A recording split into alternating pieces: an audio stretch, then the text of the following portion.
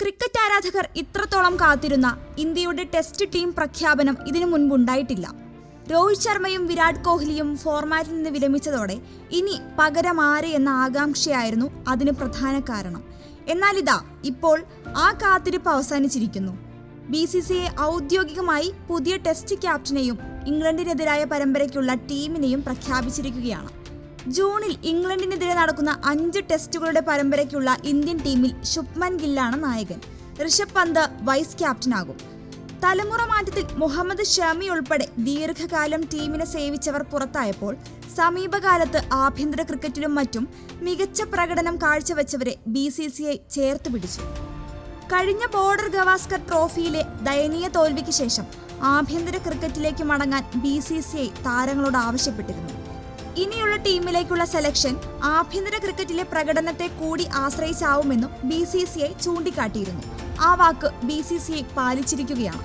അങ്ങനെ ആഭ്യന്തര ക്രിക്കറ്റിൽ മിന്നും പ്രകടനം കാഴ്ചവെച്ച കരുൺ നായർ, ഷർദുൽ ഠാക്കൂർ, അഭിമന്യു ഈശ്വരൻ എന്നിവർ ടീമിലെത്തി. IPL-ലെ മികച്ച പ്രകടനം സായി സുദർശനും T20-യിലെയും ഏകദിനത്തിലെയും പ്രകടനം അർഷദീപിനും അരങ്ങേറ്റ സൗഭാഗ്യമൊരുക്കി. രഞ്ജി ട്രോഫിയിൽ ഈ സീസണിൽ ഫൈനലിലെ സെഞ്ചുറി അടക്കം 9 മത്സരങ്ങളിൽ നിന്ന് 53.93 എന്ന ശരാശരിയിൽ കരുൺ നായർ 863 റൺസ് നേടിയിരുന്നു.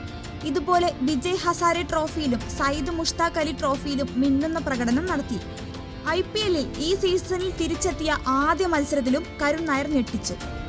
ടീമിൽ നിന്നും ഇടയ്ക്കിടെ പുറത്താവുന്ന താരമായിരുന്നു ഷർദുൽ ഠാക്കൂർ.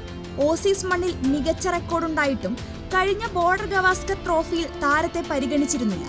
എന്നാൽ കഴിഞ്ഞ രഞ്ജി ട്രോഫിയിൽ ബാറ്റ് കൊണ്ടും ബോൾ കൊണ്ടും മികച്ച പ്രകടനമാണ് ഷർദുൽ നടത്തിയത്. 9 മത്സരങ്ങളിൽ നിന്ന് 35 വിക്കറ്റുകളും 505 റൺസും ഷർദുൽ ഠാക്കൂർ നേടി. അഭിമന്യു ഈശ്വരനാണ് അവസരം തേടിയ മറ്റൊരു താരം. ആഭ്യന്തര ക്രിക്കറ്റിൽ ഈ സീസണിൽ തുടർച്ചയായ 4 സെഞ്ചുറികൾ നേടിയ താരമാണ് അഭിമന്യു. ഫസ്റ്റ് ക്ലാസ്സിലെ 101 മത്സരങ്ങളിൽ നിന്നും 49 ശരാശരിയിൽ 7674 റൺസ് നേടിയിട്ടുണ്ട്. IPL-ന്റെ ഈ സീസണിൽ ഓറഞ്ച് ക്യാപ്പ് പോരാട്ടത്തിലുള്ള സായി സുദർശനാണ് ടീമിലിടം പിടിച്ച മറ്റൊരു താരം.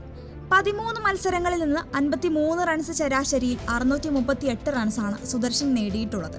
T20 ക്രിക്കറ്റിൽ ഇന്ത്യയുടെ വേഗതയേറിയ വിക്കറ്റ് വേട്ടക്കാരനായ അർഷദീപ് ഈ IPL-ലും മികച്ച പ്രകടനം കാഴ്ചവെച്ചതോടെയാണ് ടെസ്റ്റിലേക്ക് ഫസ്റ്റ് കോൾ എത്തുന്നത്.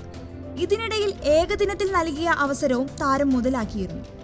ഏതായാലും ഗില്ലിന്റെ നായകത്വത്തിൽ അടിമുടി മാറിയ ടീം ഇംഗ്ലണ്ടിലേക്ക് പറക്കുമ്പോൾ ഇന്ത്യൻ ആരാധകർ വലിയ ആകാംക്ഷയോടെയാണ് കാത്തിരിക്കുന്നത്.